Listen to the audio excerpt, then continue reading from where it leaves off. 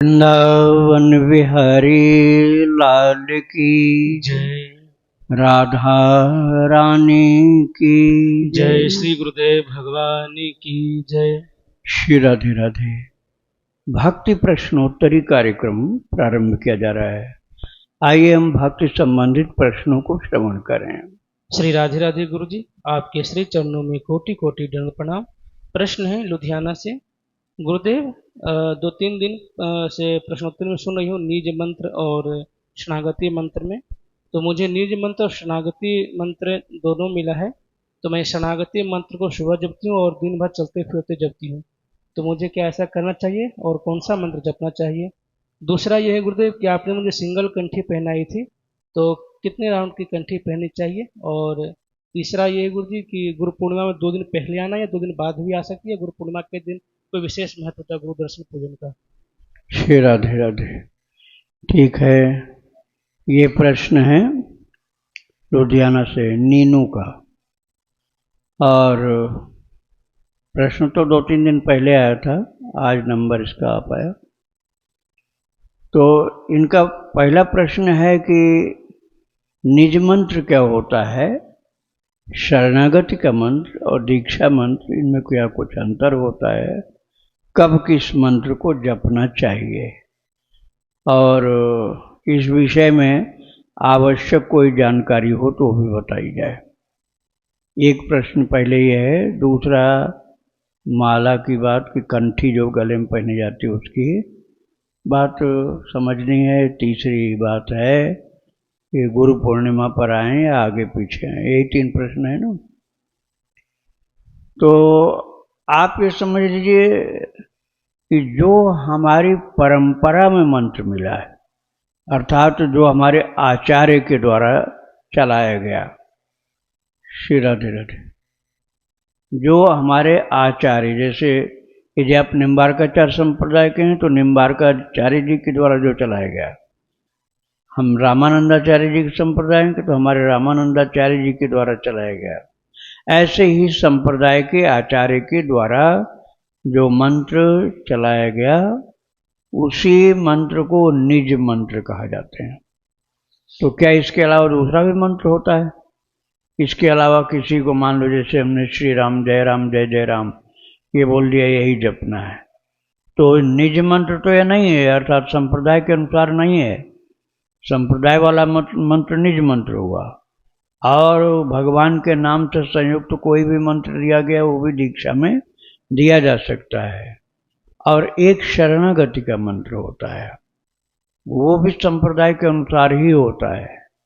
जैसे शक्रदेव प्रपन्नाय तवास्मीति याचते अभयम सर्वभूतेभ्यो ददाम मेतद व्रतम मम, ये भगवान श्री राम जी ने विभीषण की शरणागति में उच्चारण किया था। श्रीमद् वाल्मीकि रामायण में विभीषण शरणागति के प्रसंग में यह मंत्र उपलब्ध होता है। तो इसमें जो कहा है प्रभु ने, उसका भाव क्या है?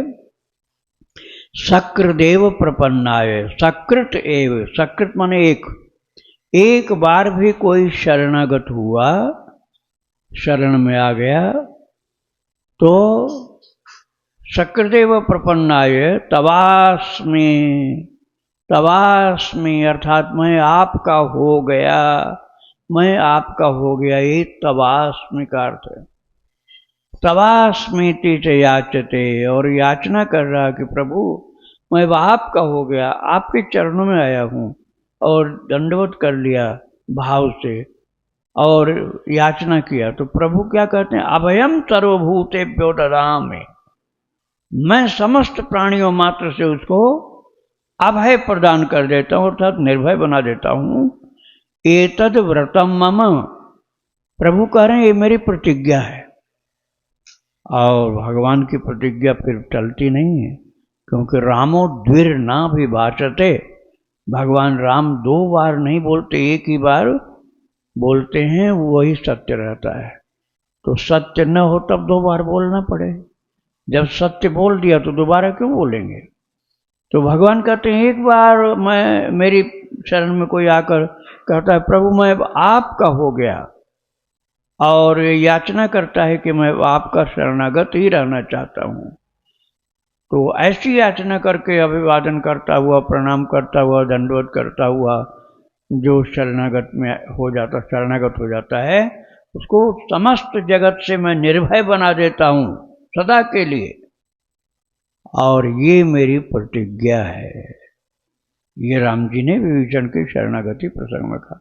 तो जो रामोपासक हैं, राम जी के भक्त हैं, उनकी शरणागति का मंत्र यही है, शक्रदेव प्रपन्नाय तवास्मीति च याचते अभयम सर्वभूतेभ्यो ददाम्ये तद्व्रतम मम। तो ये शरणागति का मंत्र सुबह सुबह कम से कम 5-7 बार स्नान के बाद जरूर बोलना चाहिए। लेकिन जो कृष्ण भक्त हैं उनके लिए गीता जी के 18वें अध्याय का 66 नंबर का श्लोक, सर्वधर्मान् परित्यज्य मामेकं शरणं व्रज अहं त्वा सर्वपापेभ्यो मोक्षयिष्यामि मा शुच। भगवान ने अर्जुन को माध्यम बना के हम सबका प्रतिनिधि बनाया अर्जुन को, और उन्हीं को बता करके सबके हित के लिए कहा है कि सारी लौकिक जिम्मेदारियों और लौकिक धर्मों का त्याग करके पारलौकिक धर्म जो ईश्वर के लिए अर्थात भागवत धर्म है, जीव के परम कल्याण का जो भागवत धर्म है, वही ग्रहण करो और त्यज लोक धर्मान। सब लौकिक धर्मों, सर्वधर्मान परित्यज्य। अब सारे धर्म का मतलब ये नहीं कि धर्म को त्याग के अधर्म ग्रहण किया। संसार की जितनी चीजों में हम पड़े हुए हैं, अरे वो नाराज हो जाएंगे, उनके यहाँ नहीं जाएंगे तो वो नाराज हो जाएंगे, रिश्तेदारी टूट जाएगी, ये सब सामाजिक धर्म है। इन सब सामाजिक धर्मों को त्याग कर जो भागवत धर्म के अधीन होता, वो बात प्रभु करें, सर्वधर्मान परित्यज्य मामेकं शरणं व्रज, एक मेरी शरण में आ जा। ये शरणागति का श्लोक है, मंत्र है। तो अहम त्वा सर्व पापेभ्यो मोक्षयिष्यामि मा शुच। अब जीव सोचता है, अरे मुझको बड़ा पाप लग जाएगा, मैं समाज के सब धर्मों का त्याग कर दूंगा तब तो बड़ा पाप लग जाएगा। तो भगवान कहते हैं, अहम त्वा सर्व पापेभ्यो मोक्षयिष्यामि, मैं तेरे सब पापों से तुझको मुक्त कर दूंगा। सब धर्मों को त्यागने पर जो पाप लगेगा, और जो पहले का पाप होगा, आपका पाप होगा, आगे का पाप होगा, सब पापों से मुक्त कर दूंगा। मां शुच, तो चिंता मत कर। ये कृष्णोपासकों के लिए शरणागति का मंत्र है। जो भगवान राधा कृष्ण की भक्ति करते हैं, वह सुबह 5-7 बार इस शरणागति मंत्र को बोलें। अब मैंने बताया ना कि दीक्षा में आपके कल्याण के लिए कोई भी मंत्र, जैसे श्री राम जय जय राम ये दिया गया, लेकिन ये निज मंत्र नहीं है। निज मंत्र क्या है? हर संप्रदाय का अलग अलग, जो परंपरा या आचार से चला आ रहा वो निज मंत्र। अब वो मंत्र यहाँ माइक पर नहीं बोला जाता है, निज मंत्र। तो जिसको दीक्षा में गुरुदेव से जो अपने आचार्य का निज मंत्र मिला है, उसको ध्यान करते हुए निरंतर जपने की कोशिश करनी चाहिए।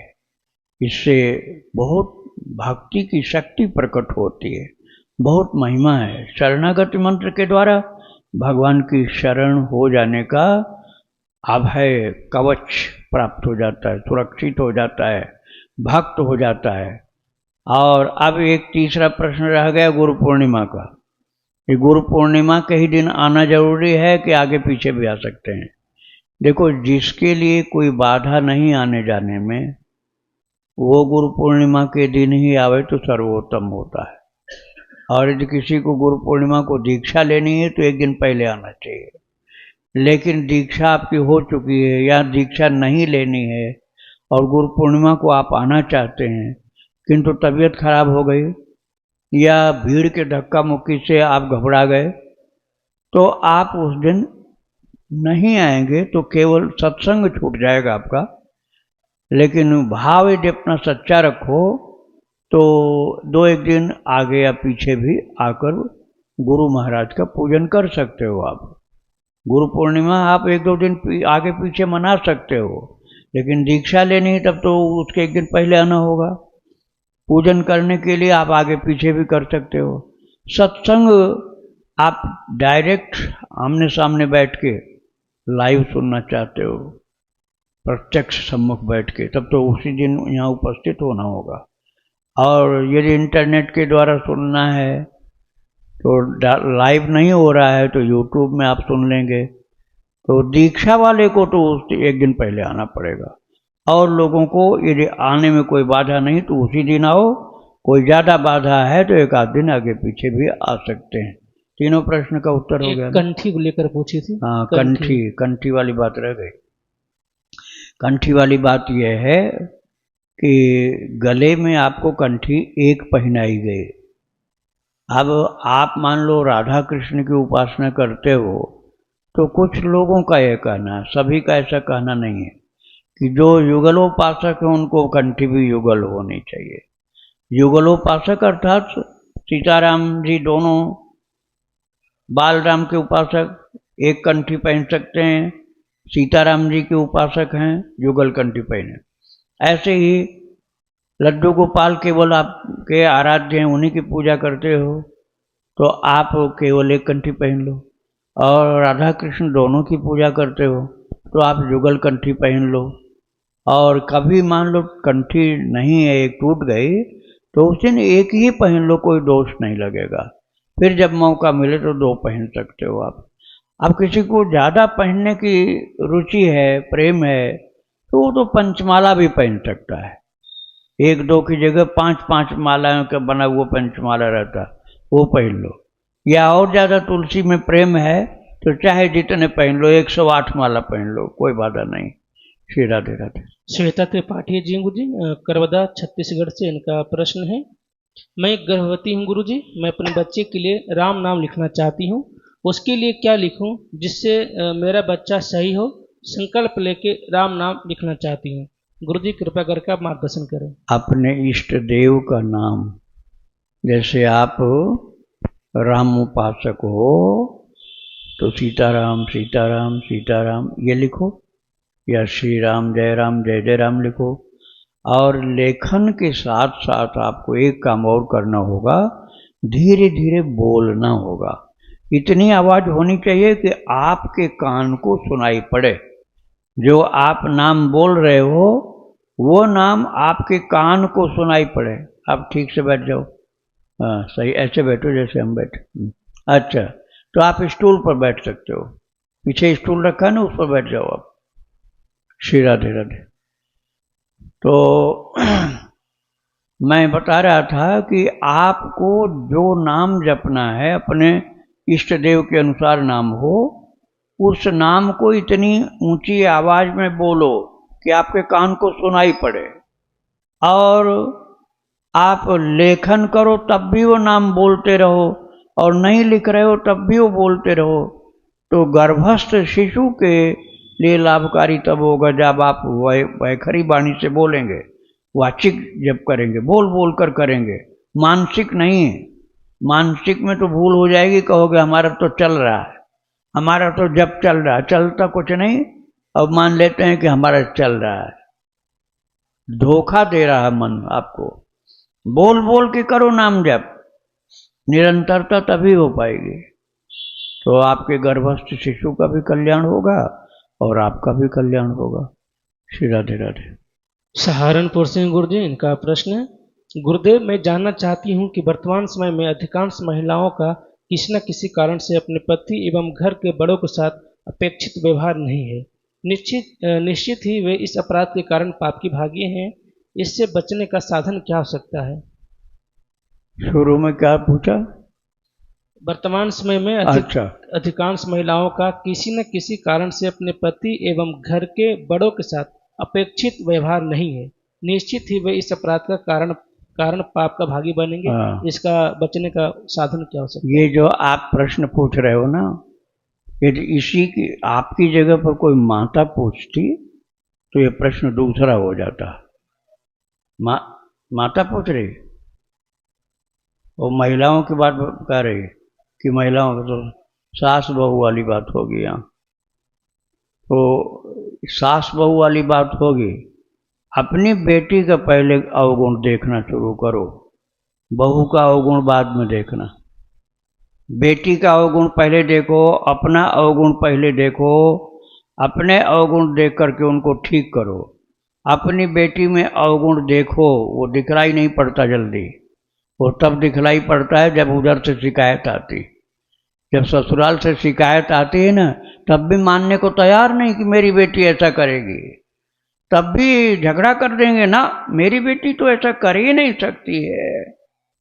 अब वो जिसको बहू तुम मानते हो किसी की बेटी है कि नहीं है, उसको नहीं, अपनी बेटी को तो कहेंगे ये तो सबसे महान सती साध्वी, आप सबसे ज्यादा महान सती साध्वी।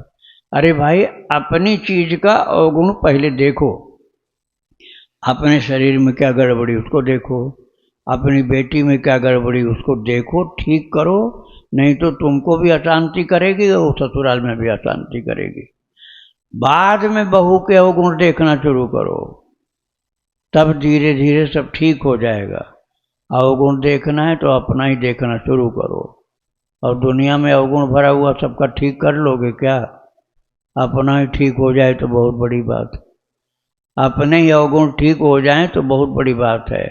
तो शुरुआत अपने से करो तो सब ठीक होता जाएगा, और दूसरों से शुरुआत करोगे तो किसी का नहीं ठीक होगा। दूसरों के अवगुणों को ढूंढोगे और उनको ठीक करने की कोशिश करोगे तो कभी नहीं ठीक होना। अपने अवगुण ढूंढो और उसको ठीक करो, तो इस कार्य में आप कुछ आगे सफल हो पाएंगे। श्री राधे राधे। कृष्णा जी हाथरस से इनका प्रश्न है, भगवान की याद में रोना, उनके लिए तड़पना, उनके लिए छटपटाना, उनकी याद में खो जाना, मेरे अंदर ऐसी भक्ति कैसी आएगी? ऐसी भक्ति तब आएगी जब दूसरों से रिश्ता तोड़ दोगे, भले ही देखने में नहीं तो अंदर से। व्यवहार में मत कहो कि हमने रिश्ता तोड़ दिया तुमसे।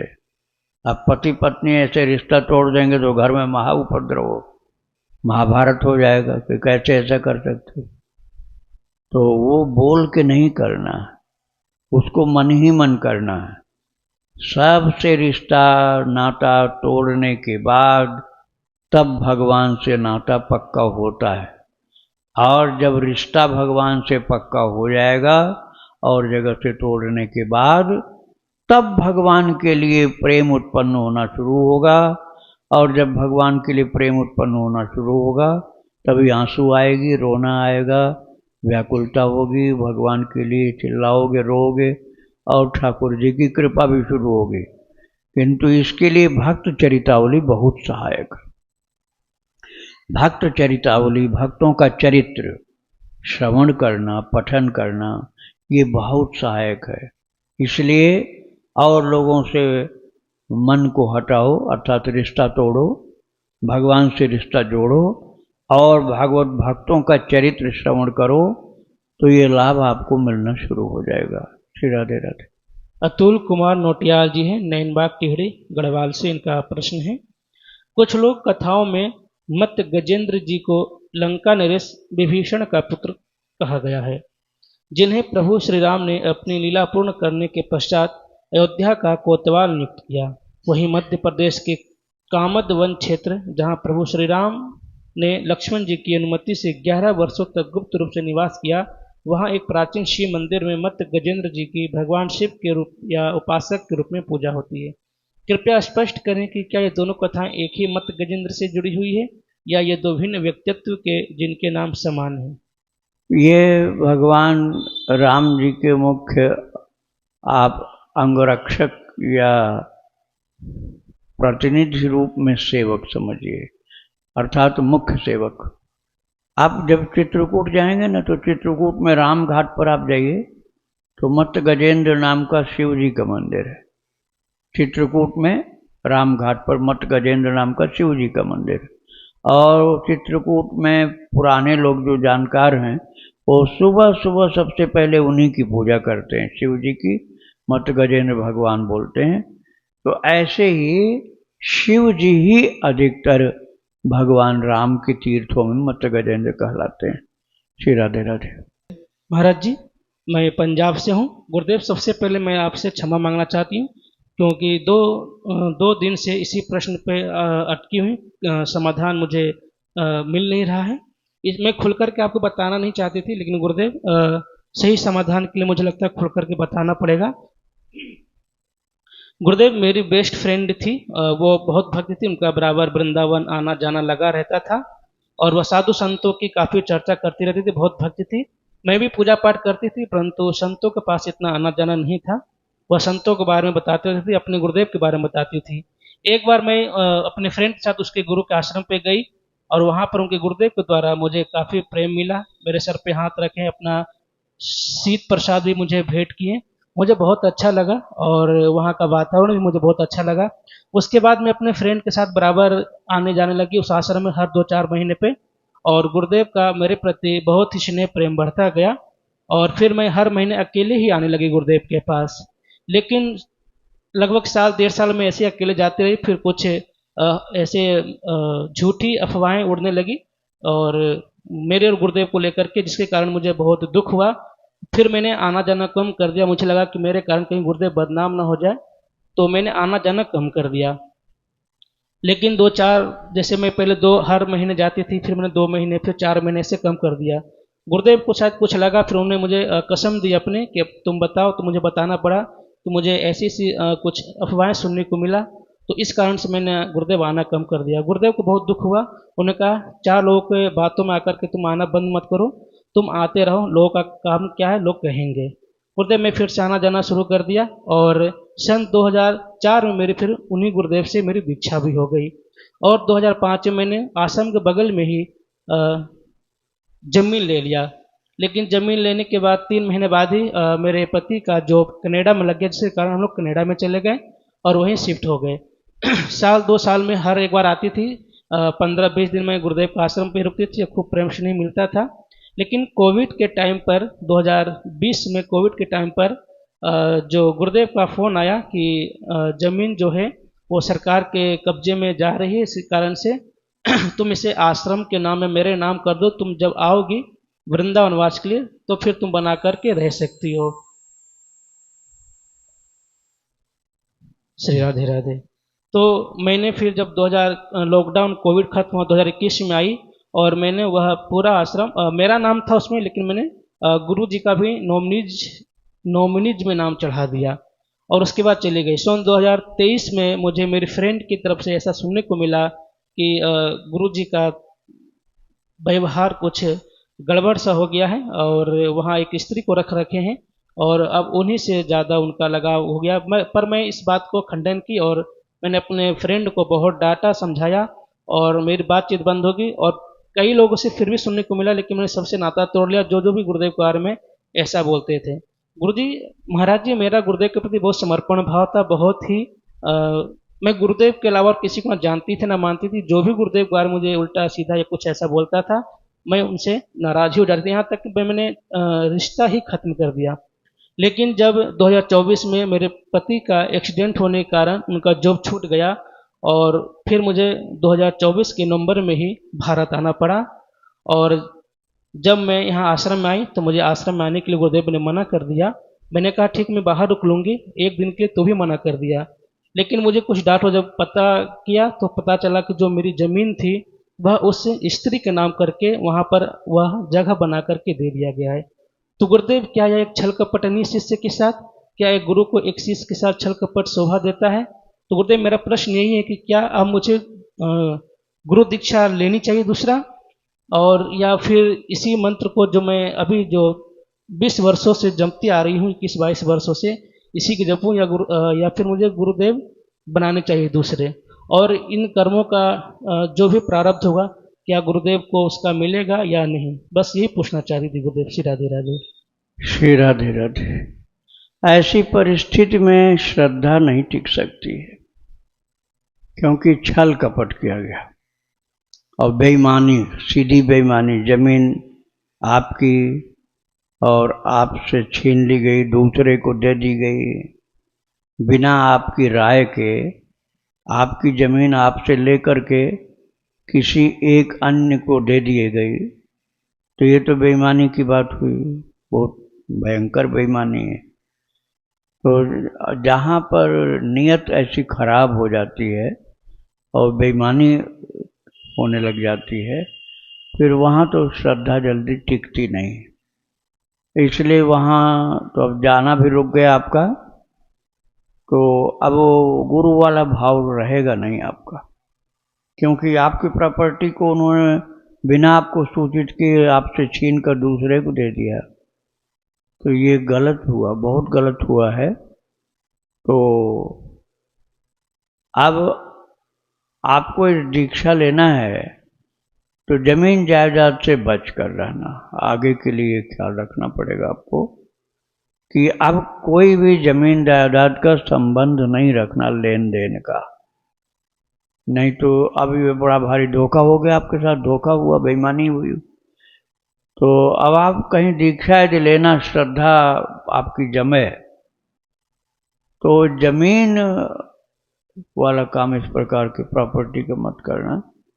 और आपको लेना ही हो कहीं अपने रहने के लिए, तो जहाँ कहीं मिलता हो, फ्लैट्स बिकते हैं मल्टी स्टोरी बिल्डिंगों में, वहाँ आप खरीद लेना तो ज़्यादा अच्छा रहेगा, फिर ये मन की अशांति नहीं होगी।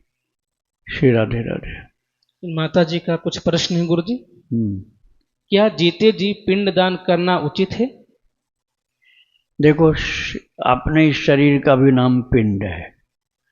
यत् ब्रह्मांडे तत्पिंडे, यत् पिंडे तत् ब्रह्मांडे।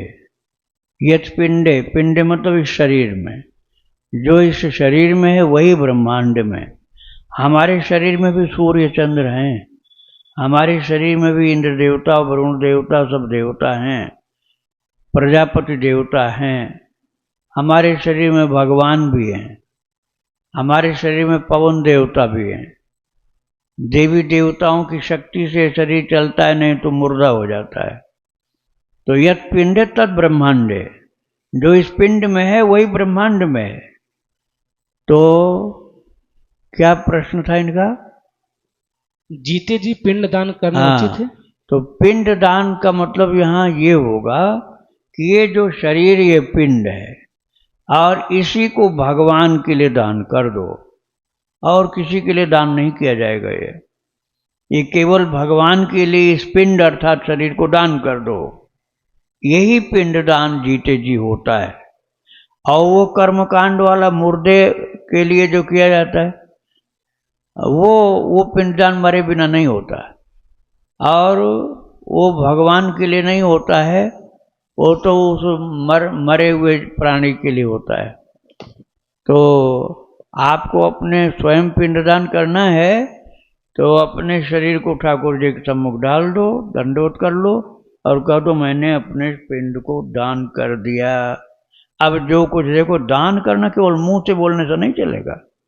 अब जो कुछ है तुम्हारे पास वो ठाकुर जी का है, किसी मनुष्य को मत दो। लोगों के मन में बेईमानी रहती है तो बाद में दुख पाओगे। भगवान के लिए दान करो, भगवान से ही संबंध रखो, तो आपका जीवित अवस्था में ही पिंडदान हो गया। अब ये बहुत बढ़िया होगा, लेकिन ठाकुर वो सब किसी में बताने की जरूरत नहीं है। ये जरूरत नहीं है कि आप बताओ किसी को, ये पिंडदान गुपचुप होगा, आप जानोगे, ठाकुर जी जानेंगे। श्री राधे राधे। इनका दूसरा प्रश्न है, एकादशी के दिन क्या कुंभ के स्नान का महत्व होता है? काय का?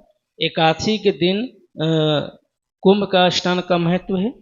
कुंभ के स्नान का महत्व, देखो कुंभ का स्नान एकादशी को मिलता है, तो ये कुंभ में काहे के लिए सब भागे जाते हैं? तो एकादशी तो महीने में 2 बार पड़ती है, अब 2 बार कुंभ पड़ रहा है तुम्हारे घर, और वहाँ 12 साल में पड़ रहा है, तो कुंभ से बड़े तो तुम्हारे घर की महिमा हो गई। साल भर में कितने कुंभ पड़ गए तुम्हारे घर में? 24 कुंभ साल भर में तुम्हारे घर में पड़ गए, और प्रयागराज में पड़ा कुंभ 12 साल में एक बार, तो प्रयागराज से कितने गुना ज्यादा तुम्हारे घर की महिमा हो गई। ये जो है भक्ति की महिमा बताई गई है। इसका मतलब ये तुम भक्ति खूब करो तो तुम्हारा घर ही तीर्थ है, और भक्ति नहीं करो तो एकादशी तो आती जाती रहेंगी। एकादशी के दिन सैर सपाटा कर लिया और भक्ति किया नहीं तो फिर वो कुंभ नहीं रह जाएगा। श्री राधे राधे। वृंदावन बिहारी लाल की जय। राधा रानी की जय। श्री गुरुदेव भगवान की जय। श्री राधे राधे।